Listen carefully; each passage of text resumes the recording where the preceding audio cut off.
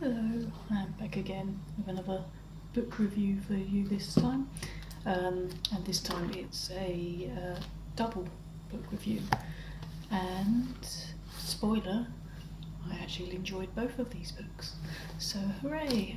They're both non-fiction ones. The first one,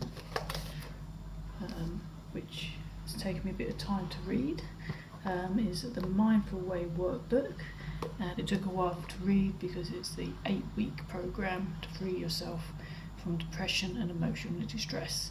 I'm not particularly depressed currently or in emotional distress necessarily, but I have suffered from depression and anxiety.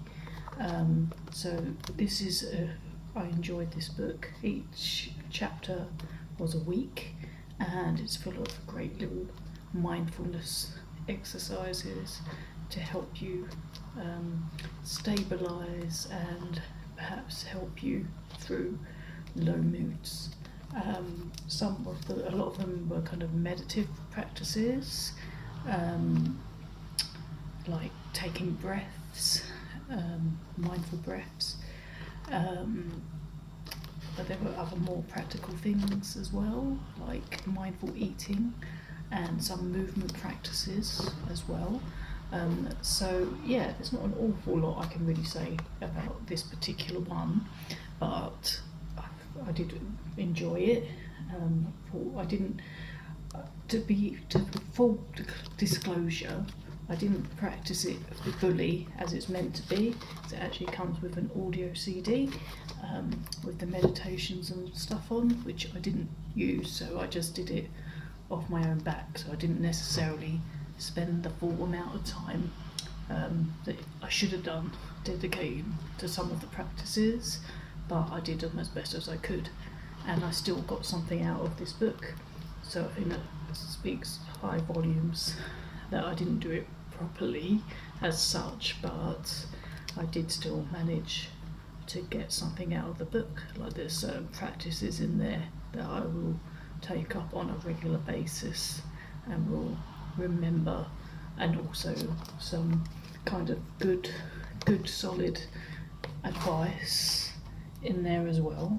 I'm trying to remember a specific thing it mentioned actually, but I don't know if I can remember it to tell you, but it was something like when you're feeling depressed and you're tired,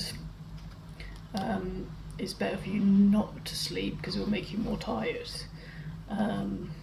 But when you're normally tired, then obviously the answer would be to sleep. And there was some other thing kind of along those lines as well. Oh yeah, I think it was something about how when you're depressed, you know the things that you need to do, but you can't find the will to do them. But it was saying in order for you just have to do it, kind of thing. It said it in a much better way than what I'm saying. But it was like the only way you're gonna get, the only way you're gonna feel like doing it is by doing it, basically, when you're in that frame of mind, which I think is a really valuable lesson. And I think those people that have had depression or anxiety will completely get that, because you totally know the things that you should be doing a lot of the time, but you either kind of forget about them, or you're kind of like, oh, I don't know whether I don't have the energy to do that. But this book was kind of saying you might feel like you don't want to do it, but actually once you do it, it will actually help you. And that kind of was my experience, so it put it much more articulately. But yeah, so this is a good one. Yeah, if you suffer from depression or anxiety, or maybe you just want to learn some mindful practices, then this is quite a good book for that as well. And yeah, so it's an 8-week course. And the second one, completely different kettle of fish, as they say, something more humorous. James Acaster's Classic Scrapes. Now this was great. This was really, really funny. Seen him on a lot of panel shows and stuff like that. I do think he's quite funny. but I didn't know that he had a little bit on Josh Widdicombe's radio show, which I've not heard anyway, but apparently James Acaster did a little bit on there called Classic Scrapes of things that he's done in his life that were quite humorous and silly, and this is kind of a book about those situations with a lot of hilarity involved in them from when he was a teenager and even as he's got older, and on the comedy circuit and lots of things really. So it's quite amusing. It's funny, but I did also find myself in places I found it quite inspiring. I'm trying to find here I go again, trying to find a bit of the book. Here we go.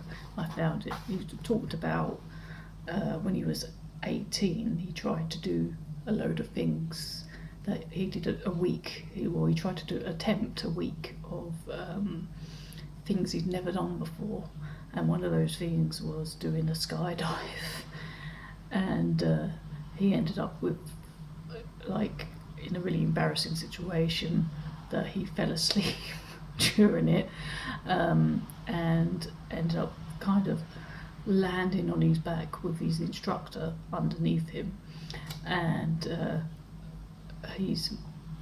there was a photo taken of that which looked hilarious, and his mother bought the photo, so I'll just read you the paragraph because I just thought this was kind of funny but also kind of inspiring at the same time.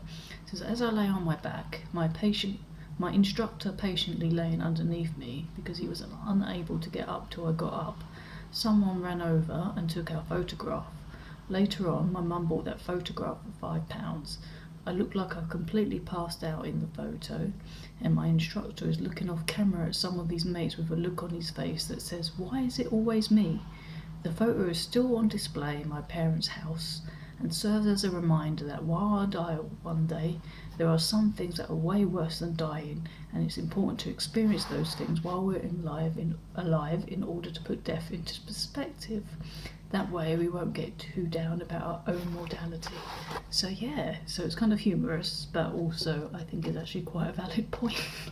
And there was a few moments like that tried throughout the book. I kind of enjoyed his whole thing of when he was younger wanting to try new things and new experiences, and I have to say, as you'll probably know because I recommended this book to her, but some aspects of it really remind me of a good friend of mine, who is another one that she lives life to the full, and she's also attempting comedy at the moment, but she also does things like that. Like for her 50th this year, she wanted to do lots of different experiences and try new things, stuff like that, and she always seems to be getting into scrapes as well.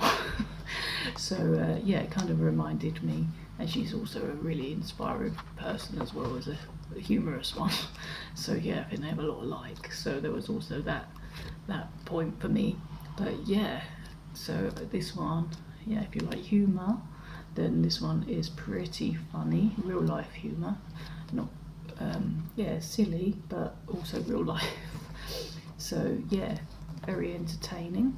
So definitely recommend this one if you fancy a bit of a laugh, and also maybe some of it might inspire you as well. So two quite different non-fiction books, both very good. So so if you like humour, maybe you want to check this one out, but if you're looking for something a bit more serious, then maybe this one. So that's it for this time. So both good books. So let me know in the comments if you've read either of those and what you thought, or what you're reading at the moment, and I'll be back really soon, hopefully, with more book reviews. I'm moving soon, so it might be a bit quiet for a little while, I'm not sure, but hopefully maybe at least maybe one more before I move, who knows. But yeah, so soon to be different backgrounds. Woo! So yeah, I'll see you again soon, and that's it for now. Bye.